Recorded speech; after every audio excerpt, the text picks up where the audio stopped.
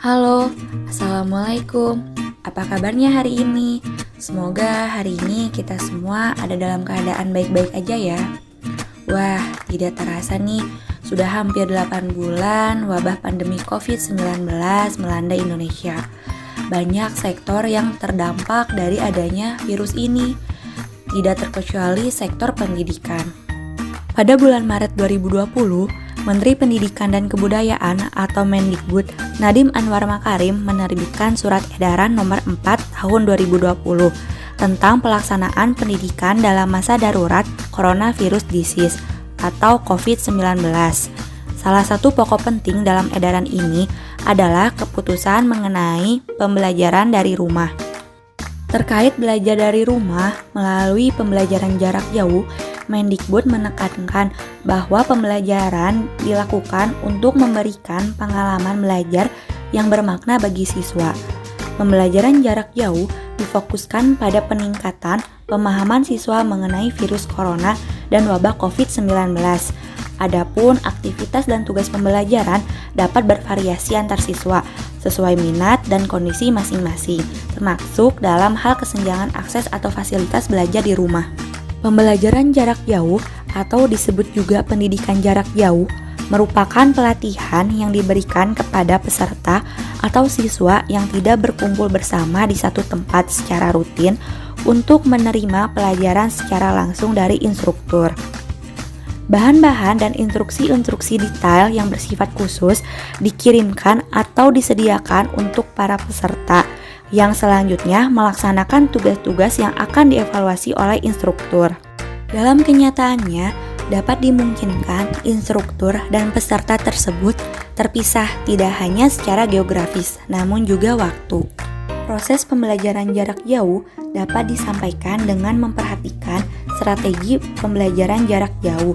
Yang pertama yaitu pembelajaran secara daring atau online, dan yang kedua pembelajaran secara luring atau offline. Lalu bagaimana ya tahapan pelaksanaan pembelajaran secara daring dan luring? Yuk kita simak informasinya. Tahapan pelaksanaan pembelajaran secara daring ataupun luring yang pertama adalah RPP atau Rencana Pelaksanaan Pembelajaran yang dibuat simple. Nah, Bapak dan Ibu guru semua bisa memilih RPP 1 lembar, tetapi dengan menunjukkan pembelajaran yang bermakna dan menyenangkan pada proses kegiatan pembelajarannya. Yang kedua adalah media pembelajaran. Nah, pada poin ini, guru harus variatif dan kreatif dalam membuat atau memanfaatkan media pembelajaran, sehingga siswa tetap konsisten melaksanakan belajar dari rumah dan tidak merasa jenuh ataupun bosan. Nah, media yang bisa dibuat oleh guru seperti gambar. Jadi nanti guru bisa mencetak gambar-gambar, misalnya gambar-gambar organ pencernaan. Kemudian, guru bisa melakukan tebak gambar dengan peserta didik. Nantinya peserta didik dapat menyebutkan bagian organ pencernaan ataupun fungsinya.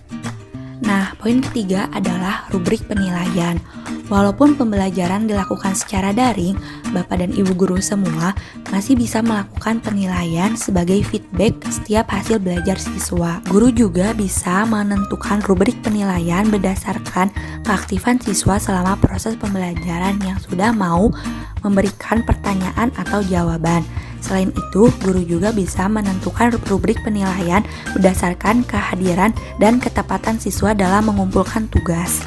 Lalu yang keempat ada proses belajar jarak jauh. Nah, proses belajar jarak jauh ini memiliki 3 poin penting, yaitu yang pertama kegiatan literasi dan numerasi, yang kedua project based learning, dan yang ketiga adalah penanaman pendidikan karakter.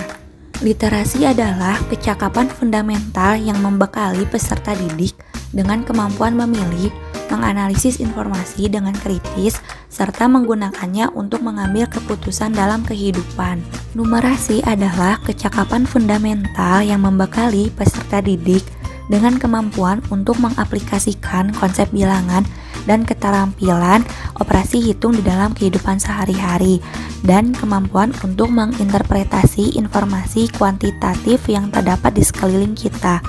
Kemampuan ini ditunjukkan dengan kenyamanan terhadap bilangan dan cakap menggunakan keterampilan matematika secara praktis. untuk memenuhi tuntutan kehidupan.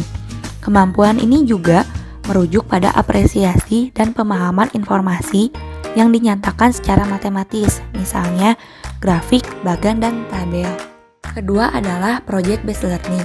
Nah, dalam melaksanakan project based learning ini terdapat 5 aspek yang harus diperhatikan. Yang pertama, aspek sederhana, yaitu guru memberikan tugas yang sederhana namun tetap pada esensi dan temanya. Yang kedua, empati dan kolaborasi. Pembelajaran dilakukan untuk menumbuhkan rasa empati dan kerja kolaboratif. Yang ketiga adalah critical thinking, di mana pembelajaran dilakukan untuk menantang proses berpikir siswa. Yang keempat, ada problem solving. Dari pembelajaran-pembelajaran yang telah dilaksanakan, diharapkan siswa dapat mengaplikasikan dalam kehidupan sehari-harinya. Terakhir adalah independent learner. Nah, dari pembelajaran project based learning ini diharapkan siswa dapat menjadi pribadi yang mandiri dan penuh percaya diri. Yang keempat adalah penilaian. Penilaian dilakukan secara adil dan bertanggung jawab, serta mengkomunikasikannya setiap hasil belajar kepada orang tua. Yang terakhir adalah remedial atau pengayaan. Remedial terbagi menjadi 2, yaitu remedial evaluasinya atau remedial teachingnya.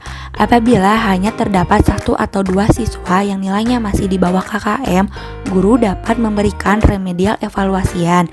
Sedangkan apabila sebesar 60% siswa yang masih nilainya kurang di bawah KKM, guru harus melakukan remedial teaching. Nah, itulah tahapan pelaksanaan pembelajaran jarak jauh secara luring ataupun daring yang harus diperhatikan oleh guru. Pembelajaran juga harus dikemas dengan menyenangkan dan kolaboratif melalui 3 kegiatan di bawah ini, seperti belajar sambil bermain, jalin komunikasi intensif dengan orang tua, baik di WA group ataupun video call. Dan yang ketiga yaitu berdiskusi bersama rekan sesama guru. Meskipun belajar dari rumah, banyak aplikasi belajar daring yang dapat digunakan oleh siswa selama belajar dari rumah. Yang pertama seperti Ruang Guru, Rumah Belajar dari Kemendikbud, Kuiper, Zenius, Brainly, Quizizz, ataupun YouTube.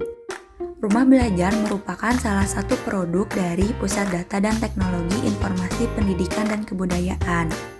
Fitur dari Rumah Belajar ini sendiri lengkap, terdiri dari fitur utama dan fitur pendukung. Pada fitur utama disajikan sumber belajar, kelas digital, laboratorium maya, dan bank soal.